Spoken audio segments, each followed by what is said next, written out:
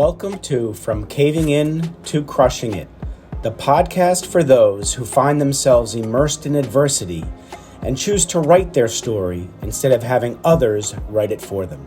I'm Drew Deraney, and I'm your host. Clay Hicks, how are you, my friend? Good. How you doing, Drew? Thanks for having me, man. Oh, this is a pleasure, man. And I wanted to have you back. I think you were on back in November of 2022, and so Yeah. I wanted to bring you back because before we hit the record button, you and I were talking about um where you are now with H7, and you've come so far, and I'm proud of you, man.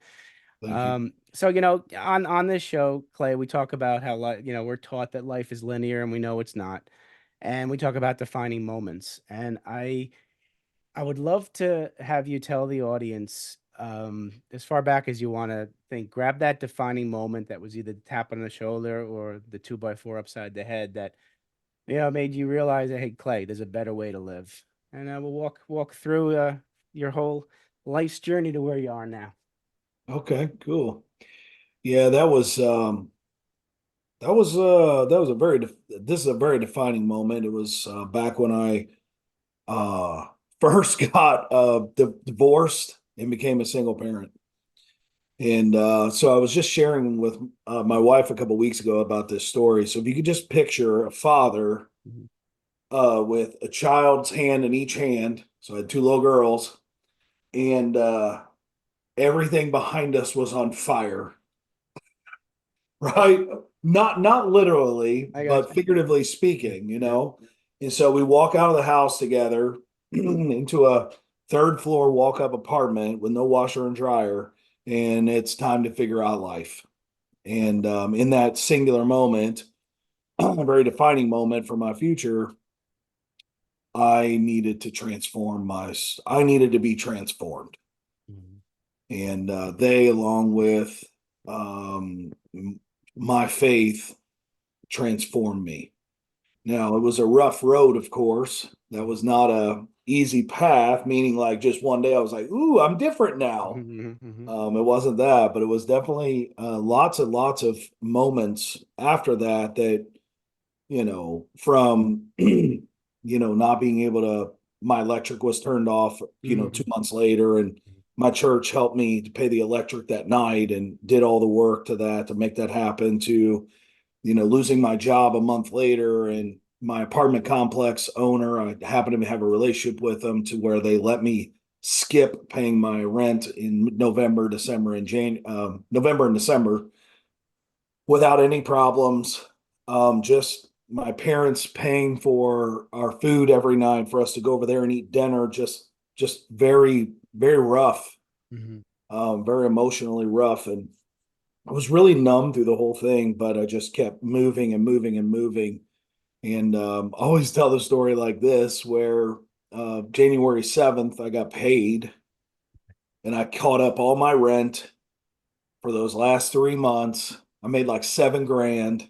So I was able to catch up on my rent, which was 750 a month at the time. Okay. And my credit card or debit cards worked ever since, kind of thing. Beautiful. Yeah. So I know you're a spiritual man, and did that ever waver in those difficult, challenging times? So spiritual wavering, I will not say it that way. I will not say I wavered like, do I keep moving forward kind of Okay. thing. Okay. It was maybe wavering with trusting him, Mm. meaning that there were doubts or whatever, like, oh my gosh, can this get any worse? So Yeah. I got on my knees, there was a lot of moments right then. And I can't say that I really wavered from that. It was more detailed around, you know, am I am I doing the right thing? Am I doing what I should be doing? There was a lot of questioning there. Right. Trusting that I was being led in that direction, I guess, is probably Okay. a better way to say that for Right. me. But Right. but Yeah. yeah, many Yeah. times. It seems like your faith in God did not waver, and that's what's really important, because I recall that when all that stuff ended up happening to me, I blamed a lot on God. I was in that victim and blame mindset, and that was a very dangerous place to be. It doesn't seem to me that you ever fell into that blame and victim mindset. You had a more facing forward type mindset. It was, that's true. Like I never really blamed him for my choices. Hmm.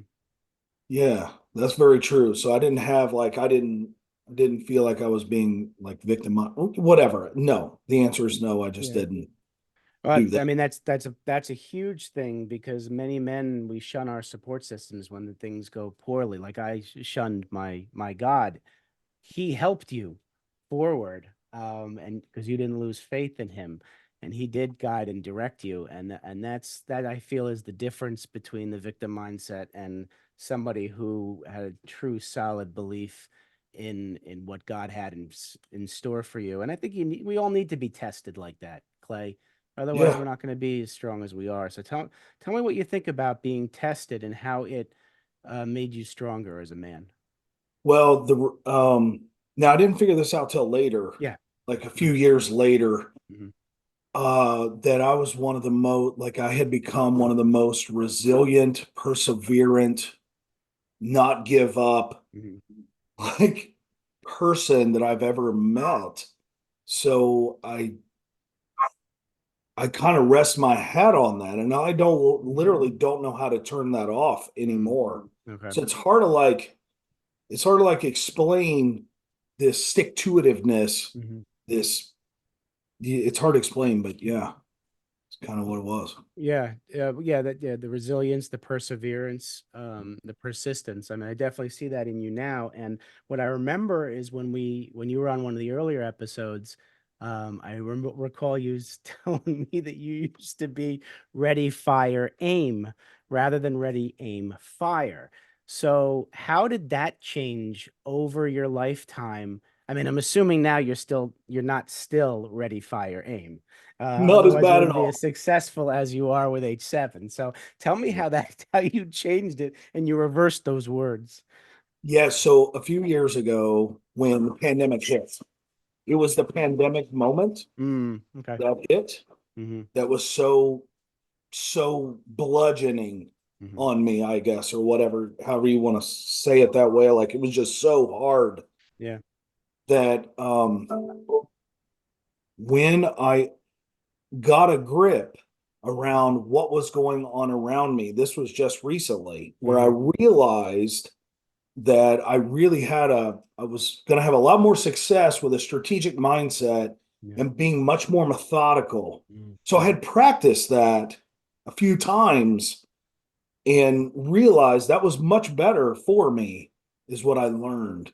That my strategic mindset, there's nothing wrong with my brain, Good. I guess. Right. There's Yeah. nothing, this is who I am, Yeah. Hmm. and I need to embrace that. And I have, and it's really been beneficial, almost to the point where my COO is finally leaving me alone about it a little bit. There you go. There's progress. Celebrate that win, my friend. Celebrate that. Yeah, So before COVID was H7, and we'll get into H7. I want the audience to know because it's a big part of you as a human being. Was it all in person before COVID? it So was. so there's your silver lining in COVID is you had to pivot. And now you are growing at a huge pace outside of the state in which you live. And where are you now?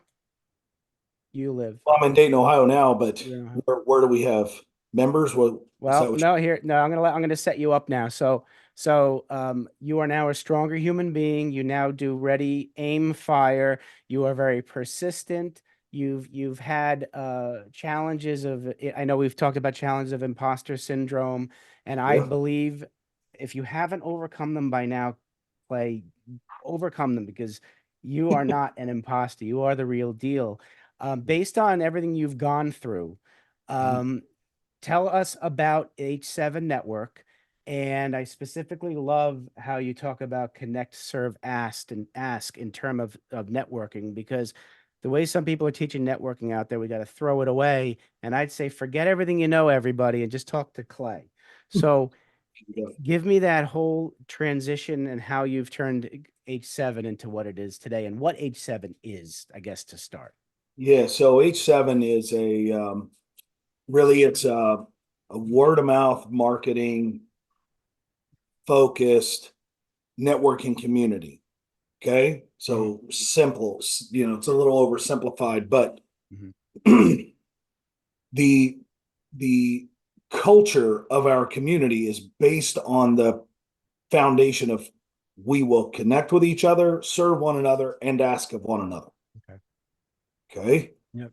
So with that being said, connect, serve, and ask being that nexus point, it is the culture, it is everything about how we operate. Mhm, It makes us easier to help each other. mm, mhm, And so when you take like-minded folks, like in our community, we have our in-person, which is in 4 states, which is more for your real estate focused people like insurance and mortgage and things, professions like that, to our B2B community, which is more focused around the B2B professional. mhm, So with Connect, Serve, and Ask at the center point in the culture, what we're trying to accomplish is supporting members being aligned with other like-minded members right. as often as possible, Okay. right? So, so leveraging Connect, Serve, and Ask, a B2B member that is a fractional CHRO can now do business easier with a fractional CFO Mm, or okay. CRO or consultant or Mhm, business coach or whatever, because they've become more empowered around being inauthentic in selling themselves, okay. not their services Got it. always, Got it. right? Okay. And so now they get a chance to be genuine, authentic, they can be themselves, Mhm, and they can kind of drop that whole facade of perfection or mhm. whatever, so that they can just be who they are I love that. authentically. No, I love that. And I know that in the past you have told me, and I didn't realize that you're really an introvert at heart. I'm a And that, practicing extrovert. yeah. What's that? Exact, yeah. I'm a practicing A extrovert. practicing extrovert. And I love that because I think a lot of us are practicing extroverts. So tell me about, have you always been an introvert, and how have you become less of an introvert, or your practicing has made you a better extrovert? Yeah. So as an introvert, I grew up an introvert. I was an introvert when I was in my 20s. I still am. But that moment where I didn't have a choice, right? Hmm. Either I had to take action to do something or do nothing. Hmm. And so that was right around the time of all the story I told earlier and all that. I just always felt like I didn't have another choice. And I still feel like when I'm backed into a corner, like I got to make a choice, and it doesn't matter if I'm afraid Hmm. to be a practicing extrovert. I got to do what I got to do. Right, And I right. kind of live my life that way. Not that I'm by no means perfect in not being afraid or anything like that, but there's certain things it doesn't matter how I feel, I still got to do it. No, I love that. No, a lot of us call that doing it scared, and I Yeah, think yeah, that's the way you got to do it, because fear is always going to creep into our heads, and it's sometimes it's good to be scared because it's challenging us, and you've taken some calculated risks. I guess the risks now are more calculated and tactical than they were when you had the ready, fire, aim. You're a lot more strategic, as you said. Um, so that's another progression as a man that you've done. I want to talk a little about the imposter syndrome and how you are slowly getting that out of your system. yeah. Um, that hmm, that's a good question. Yeah. So I I'm going to answer it like this. Hmm. I've realized that I've had some personal challenges and professional challenges that I deal with, Hmm. and I'm still dealing with them. Hmm. One of them has found myself meditating over, this is who you made me to be. Hmm. Do I appreciate that or not? And I Hmm. need to begin taking ownership over who I'm, whatever he has led me to be in this moment. And so Right. I have to so how I did it was I every Sunday I spend time meditating, reflecting over who I am, what has happened, who I and my wife will attest. It's a 2 hour, sometimes just one, but Mhm. mostly it's an hour to 2 hours of Right. reflection time after church over his word and what is saying, what I think is happening, and Yeah. really just nailing down, spending time meditating over who it is, talking to myself, talking to him. I know Mhm. this is being really vulnerable, but Yeah. No. reflection is a very key element to this battle Yeah. to Absolutely. overcome, if that Absolutely. makes sense. No, it does. It certainly does. And I've still struggle with imposter syndrome also. And especially, I mean, I've changed 3 careers. So many of we entrepreneurs will leave one industry, right? Become an entrepreneur and think we were high up on that industry, and then we're an entrepreneur, and all of a sudden, like reality hits, and it's like, oh, I'm not up on that where I was high up on that mountain because no one knows who the hell I am now. And yeah, it's a battle every day. And I Yeah, think being comfortable in your own skin. So you are one of the most authentic people I've met, and I believe this world is craving authenticity, Clay. yeah, And I believe one way to overcome the imposter syndrome is to be your authentic self, yeah, because once you're your authentic self, you're not getting in your own way to self-sabotage as much. You're trusting the process, or the path that God has you on. And I have an affirmation up here that I say to myself. It's up on my ceiling. It says, as I let go of the need to arrange my life, the universe brings abundant good to me. yes, yes, yes, yes, And I think that's important for we reforming imposter imposter syndrome yeah. people, because it's, yeah. So Well, it doesn't. So it doesn't help though that we're our worst critic. no, it doesn't. It doesn't help. So No. nobody can be more harder than I'm going to be. Yeah. But I also, there's a level of responsibility that we take. I'll just say, as a man, to Yeah. me, in my Yeah. opinion, that Yeah. we take over our family, over our things, whatever those things are that Mhm. we need to be responsible for. Yes. Yes. And so sometimes, being our worst critic, we will criticize ourselves from doing that wrong, but Mhm. never really forgive ourselves for Right. doing that. And Right. there's got to be that careful balance. So that's what I wrestle with. Yeah, no, absolutely. And the whole thing about, yeah, you gotta, the beating ourselves up. I mean, yeah, you gotta get that voice out and say that, hey, there's a new sheriff in town. And the forgiveness is the new sheriff in town. Yeah. And we realize that when we make a decision, maybe perhaps at that time we just don't have the tools. We're not Mm. equipped right now. Hasn't given us those tools or equipped us with those tools to make a different decision. So we Yeah. made our decision based on the tools that were provided to us at that time. And Yeah. you're right. Yeah, give ourselves a break, man. Yeah. Yeah. So no, that's awesome, Clay. I mean, I'm so happy you're in my life, man, and we gotta get together more often. And I know we will. So the audience has now gotten have grabbed the essence of Clay Hicks, I believe. And folks, I want to promote Clay. He's unbelievable, especially H7. Get on that website. And the best way to connect with Clay, and he's going to put your connect, serve, and ask to the test. So find him on LinkedIn, Clayton Hicks, and message him there. Ask for he initially mentioned, said one to one, but I told him you have some great phrase you will put in front of the one to one. So it's a connect, serve, and ask one to one. Very different from all these other one-to-ones you've heard in some of these other organizations and from other people. So Yeah. so definitely get in touch with Clay. You will he'll enhance your life, just that short conversation.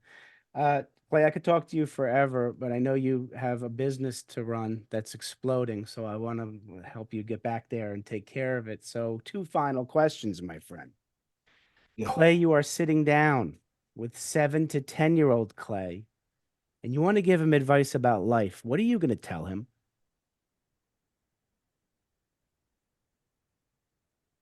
It's okay to be different. It's Love okay that. to be different. It's okay to be different. All right. And you might give the same answer for this question. Different hat. Now you're sitting with Clay, the young entrepreneur, young businessman, And what kind of business advice you going to give them, Clay? It's okay to not be altruistic.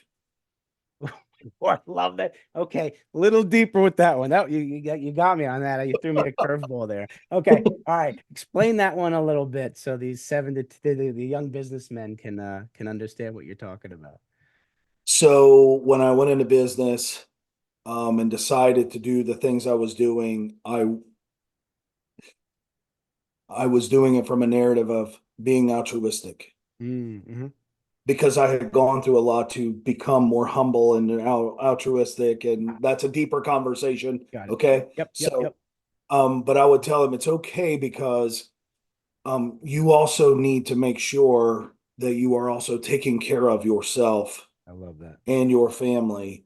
Mm-hmm. And I got into a real freaking tornado of being altruistic for so long that Mm. it was affecting my family, it was affecting me, and I didn't realize it. And that's okay. I forgive myself Yep, for doing absolutely. that. Yep, I yep, learned a lot and was able to give to yep, others because yep. of it. Mm-hmm. But I just, I may have gone a little faster, further, faster if maybe I had. But of course, timing exists too. But I'm just saying that Yeah, it did hold me back yep. for a while. All right. Thanks for clarifying that. And thanks for being vulnerable with there. And I totally get what you mean because we need to have our buckets full in order to continue helping people. And if Yeah, you are too altruistic, again, just like everything in moderation, right? If you're too altruistic, you end up with an empty bucket and you can't dive in there and take anything out to help others. So you got to get your bucket filled in some way, shape, or form.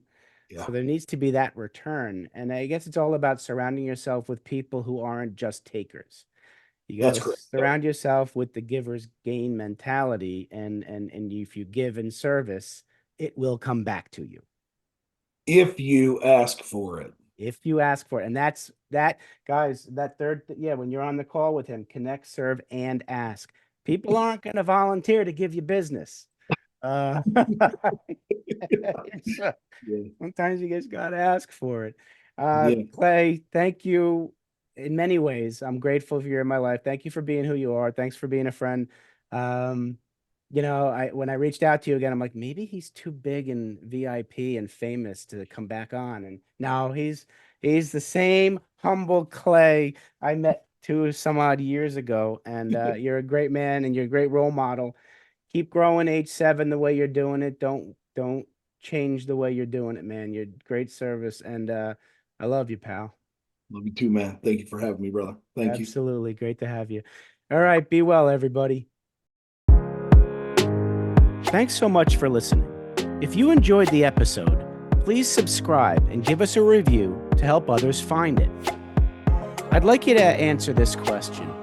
Are you living the life you want to live, or are you living the life others want you to live? I'd like you to think about that for a second, because I strongly suggest you live the life you want to live.